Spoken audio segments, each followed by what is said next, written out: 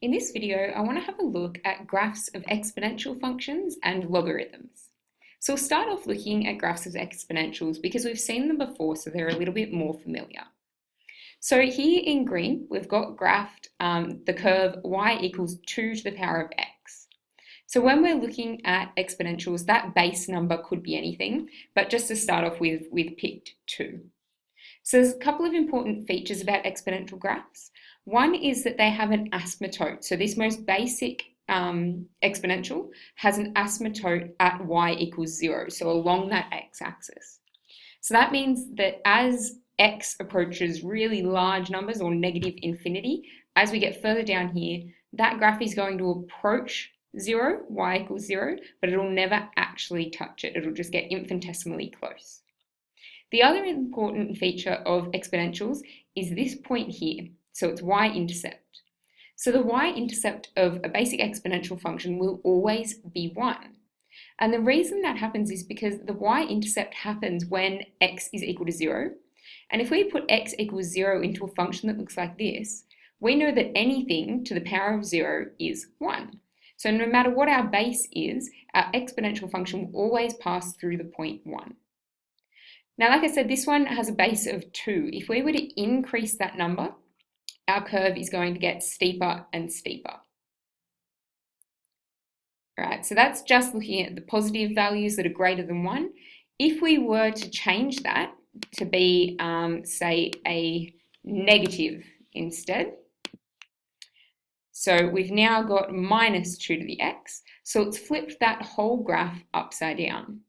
So it's still got those same properties, but instead of passing through 1, it's passing through minus 1 now. It's going the other way, so instead of increasing, it's a decreasing function. It's still got that same asymptote of y equals 0 though.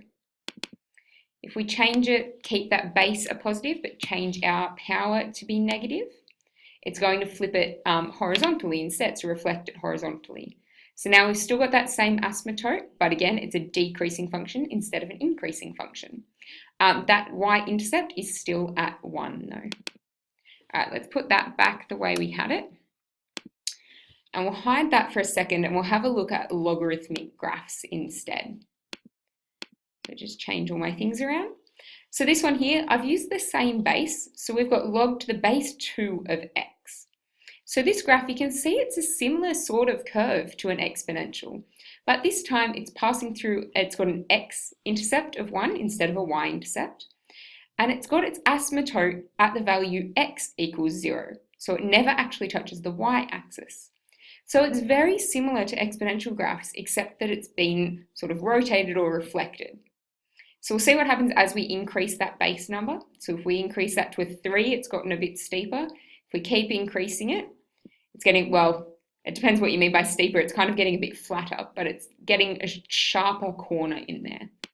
But it's still maintaining that same x-intercept and that same asymptote. All right, so let's bring that back to 2. Let's have a look when we change some things around. So if I change this to be a minus log, so now I've got minus log 2 of x. That's flipped it around this axis, so it's flipped it up. So it still has that same asymptote, it still has the same y-intercept. And if we flip it instead to be a minus x, it's flipped it around this way. But it's easier if you remember our first ones, you can use those to figure out what your reflections are and how those negatives change. All right, so let's have a look at those two graphs together. So we've got our exponential with a base of 2 and our log of a base of 2. And as well as that, we're going to add in the line y equals x. So y equals x is a straight line that goes straight through the middle here. And you can see that these are reflections of each other. Our exponential and our log are reflections of each other around that line. So they're very closely related. Okay, so that's an introduction to exponential and log graphs. Important things to remember are where your asymptotes are, the general shape of the curve, and the fact that a basic exponential and a basic log have intercepts at 1.